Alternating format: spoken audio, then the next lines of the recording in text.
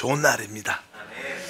자, 마태복음 13장 특별히 천국의 비밀에 대한 그런 말씀을 나누고 있습니다. 첫 번째 어제 씨 뿌리는 비유에 대한 그런 말씀을 나누었고, 이제 그 다음에는 세 가지 하나의 그룹이 있습니다.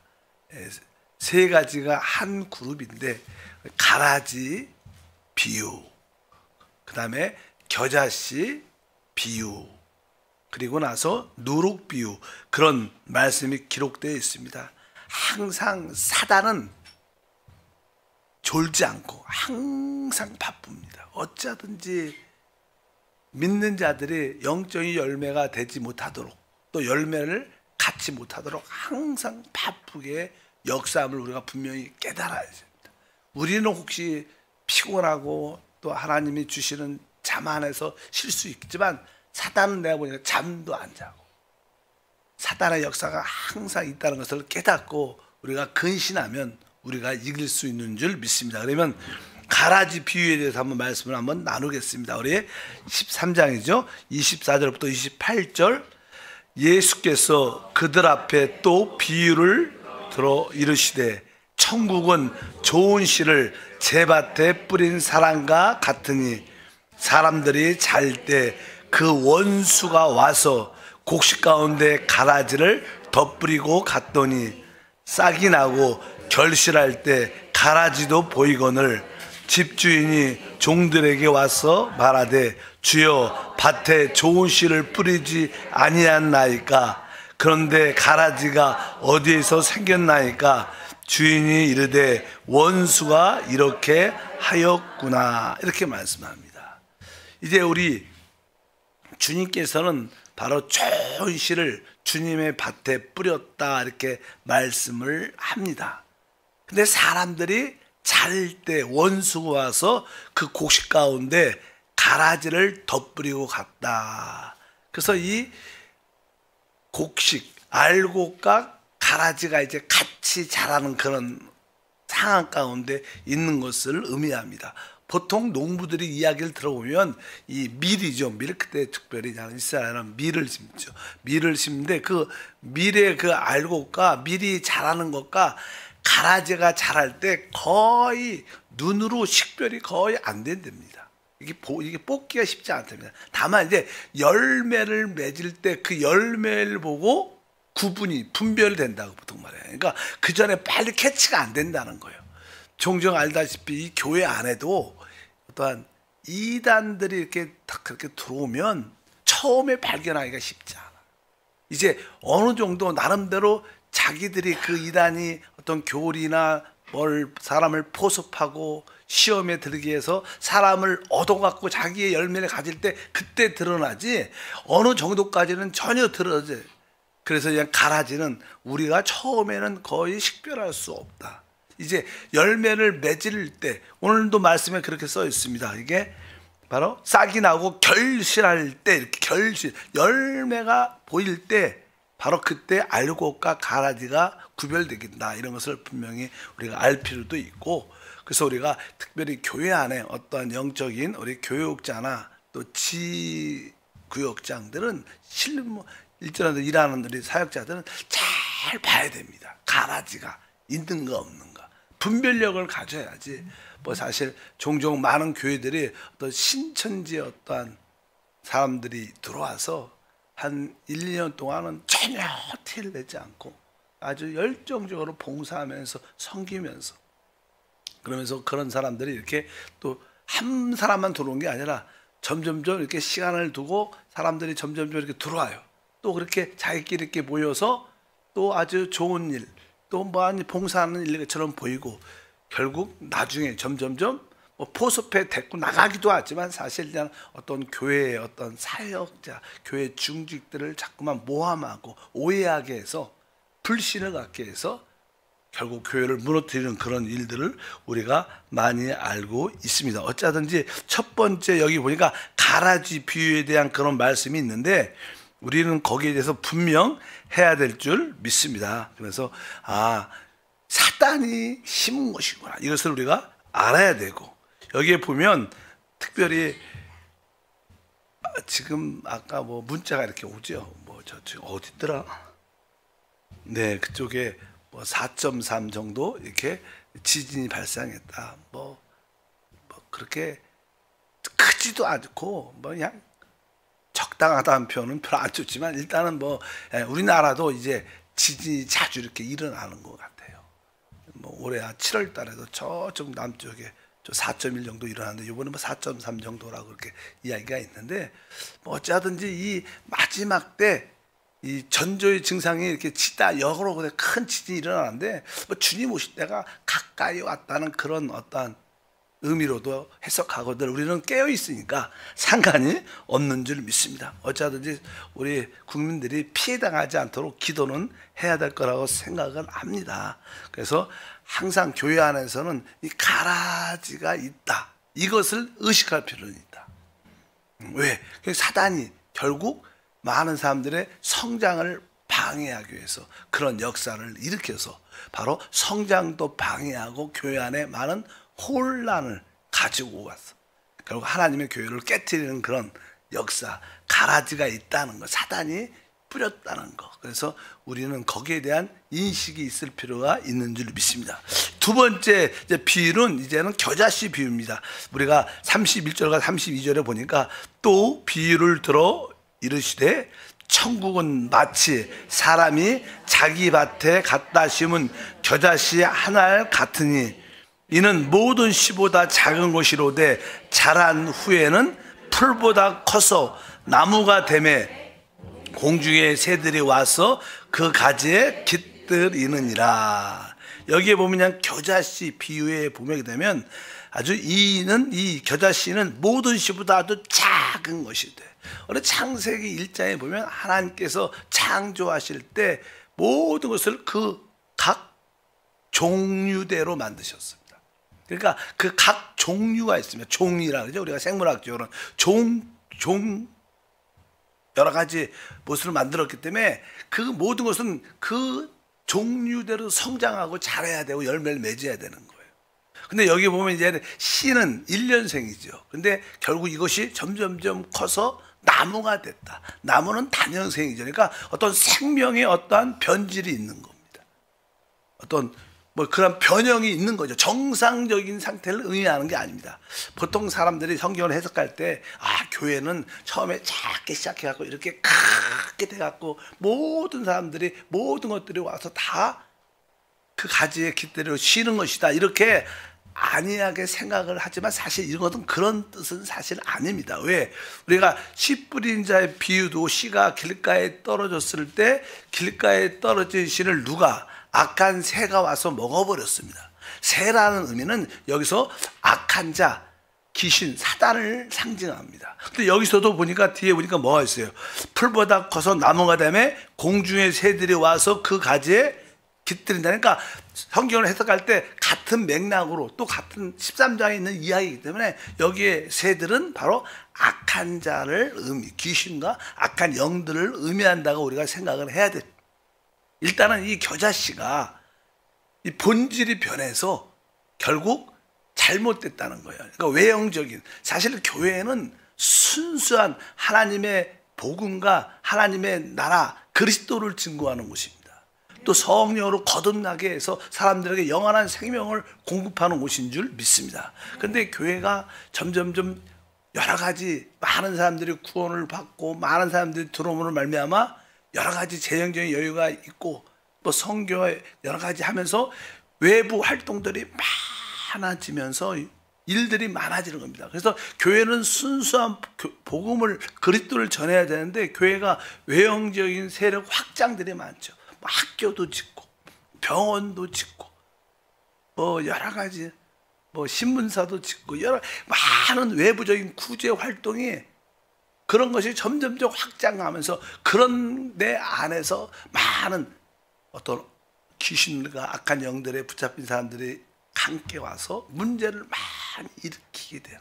뭐 사실 우리 한세 대학도 모든 대학이 마찬가지죠. 사실 순수하게 신학교로 시작을 했었죠. 그러나 조금씩 이렇게 확장되면서 종합대학으로 이렇게 세워가면서 지금은 뭐 주인이 바뀌었어. 그래서 우리가 늘 기도를 하잖아요. 문제가 아니니까 대부분 이런 역사를 말합니다.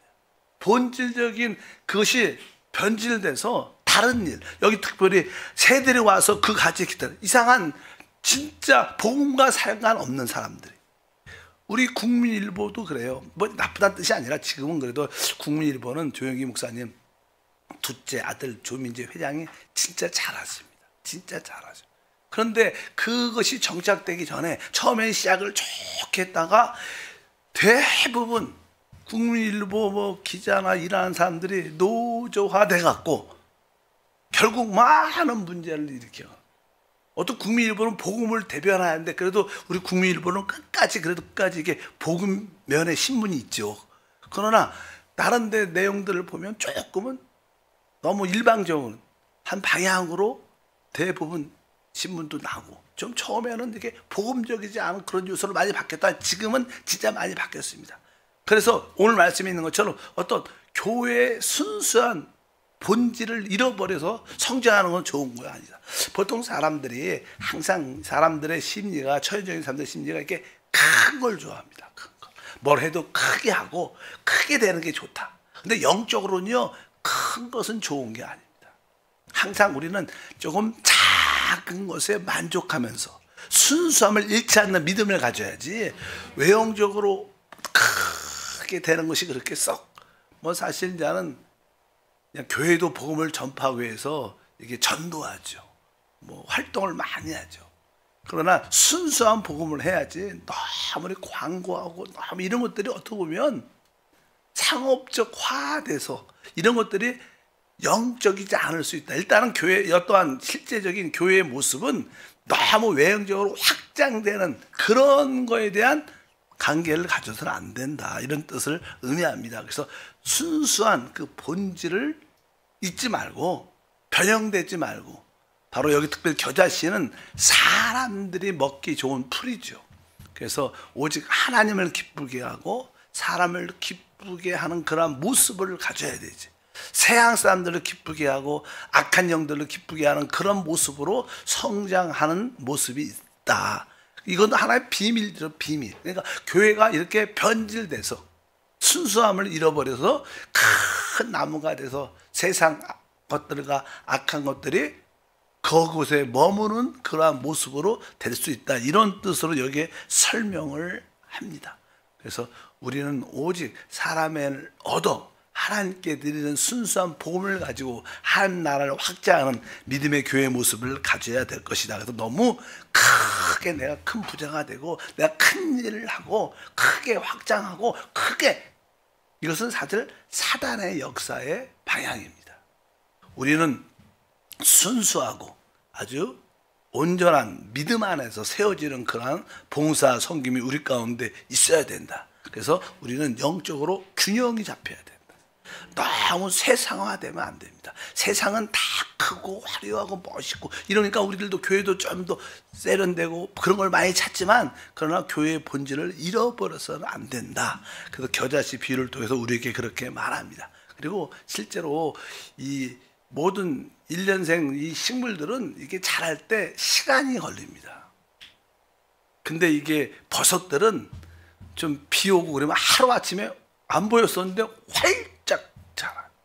버섯들은. 그리고 또 빨리 또 사라지죠. 그러나 우리 한세 교회가 너무 빨리 성장을 빨리 이게 좋은 게 아닙니다. 우리는 천천히 자라야 돼요. 천천히. 일시적으로 크게 뭐가 되는 것처럼 보이고 꺼지는 게 아니라 한세 교회는 그냥 조금 부흥 속도가 별로 없죠. 그러니까 조금씩 성장하는 여러분의 신앙도 천천히 자라는 것이 좋다. 너무 큰 나무 빨리를 좋아하지 마십시오. 뭐 세상에서도 빨리 크게 돈 벌다가 다 망하죠. 그러니까 조금은 천천히 성장의 은혜가 있길 바랍니다. 이것이 또 천국의 비밀의 원칙이다. 그리고 세 번째 비유는 이제는 33절에 써 있습니다. 또 비유로 말씀하시되 천국은 마치 여자가 가루 서말 속에 갖다 넣어 전분을 부풀게 한 누룩과 같다. 이렇게 말씀합니다. 아까 이 악한 자는 이 뿌려진 말씀을 낚아채죠. 그리고 또 아주 사단이 하는 일은 또 우리 어떠한 마음 밭에 많은 이 처리되지 않는 이 생각들, 그런 감정들을, 의지들을, 작은 돌들을 우리 마음에 이렇게 심어 놓습니다. 그뿐만 아니라 이 가시를 심어서 또 진짜 알곡들이 성장을 방해합니다. 아까도 말씀드린 것처럼 그뿐만 아니라 균형 잡히지 않도록, 신앙에 균형 잡히지 않도록 역사도 많이 하는데, 여기에 보면 누룩은 사실 혼합을 의미합니다. 혼합. 원래 구약에서 누룩이라는 것은 악한 것을 말합니다. 악한 교리, 가르침들을 말하는데, 참된 진리와 악한 어떤 가르침들이 서로 이렇게 혼합, 섞여 있는 것을 말합니다. 여기 보면 이제 서말 속에 이렇게 고운 밀가루가 있죠. 근데 교회 안에서 보면요, 우리 주님이 씨를 뿌렸습니다. 사단은 어찌하든지 그것이 열매를 맺지 못하도록 방해를 많이 하죠. 그래도 결국 우리 주님은 뭐예요? 열매를 얻으셔요. 많은 가짜도 있고 많이 그러지만, 그래도 하나님 주님은 어느 정도의 열매, 미랄을 얻으십니다. 근데 그 미랄이 얻어진 다음에 어떻게 해요? 그것이 이제 갈려지고 곱게 갈아져서 또 섞여야 돼요. 섞여야지 이제 뭐가 어떻게 돼요? 그 다음에 떡이 되죠.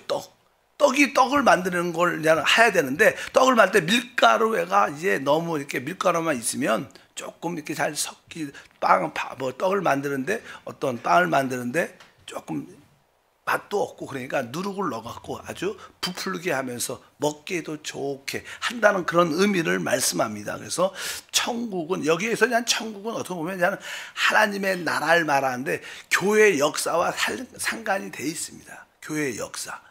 아까 우리 초대교회에 큰 핍박이 있었다가, 이제 로마 황제, 콘스탄틴 황제가 어떤 꿈 가운데 십자가를 보고 나서, 내 십자가를 통해서 바로 이 로마 제국이 더 활성화되는구나. 그 십자가를 붙잡아야 내가 이 황제의 자리에 세계 명예를 계속 유지할 수 있다. 이런 생각을 갖고 이 로마 제국이 기독교를 받아들여요.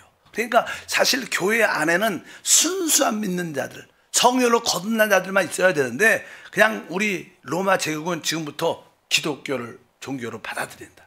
모든 사람은 다 기독교를 믿어야 된다. 그렇게 화되니까 교회 안에 가라질도 많이 들어오는, 가라지들도.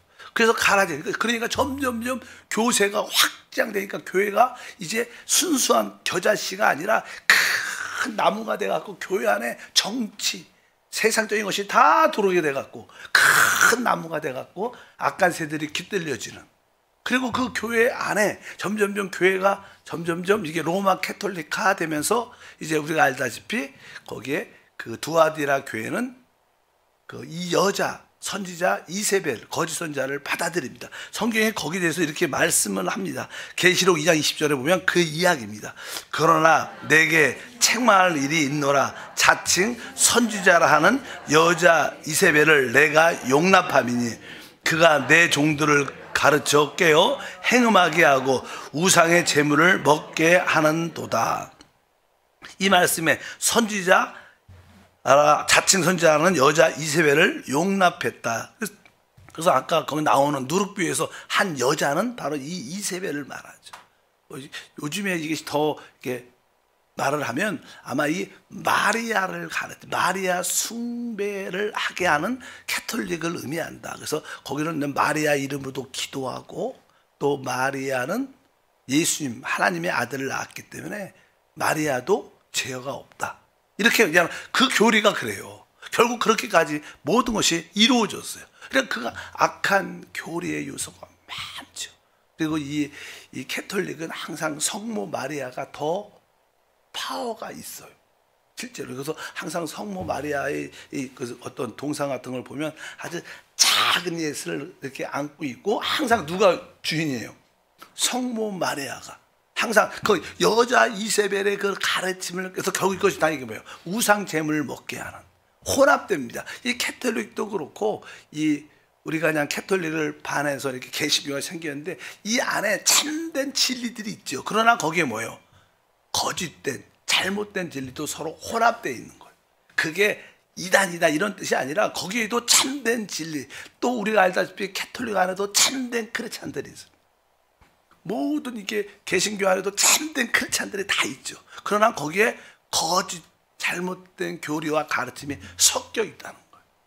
뭐 그것이 그들의 이름은 야 그냥 밀가루로 빵을 만들어서 먹으면 맛이 없지 않아, 딱딱하고. 그러니까 이렇게 누를 넣어갖고 쉽게 받아들이게 하는 것이다.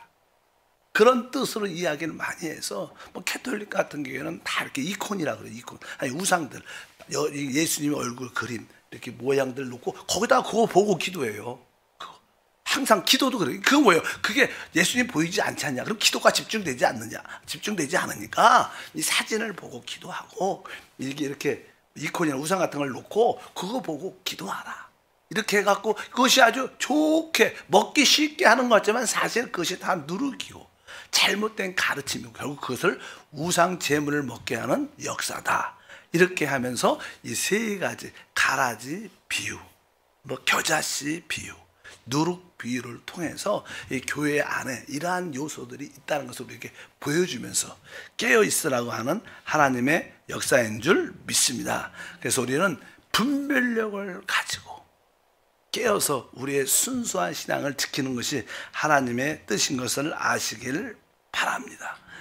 여기에 보면 아까 몇 가지가 쭉쭉 길어져. 좋은 것도 있죠. 우리가 알다시피 우리 주님이 씨를 뿌리고 아주 좋은 땅도 있고 결국 알곡도 나오고 결국 고운 가루로 우리가 붙어져서 하나님을 기뻐하는, 사람을 즐겁게 하는 그런 떡이 될 수 있다는 거예요. 생명의 떡이.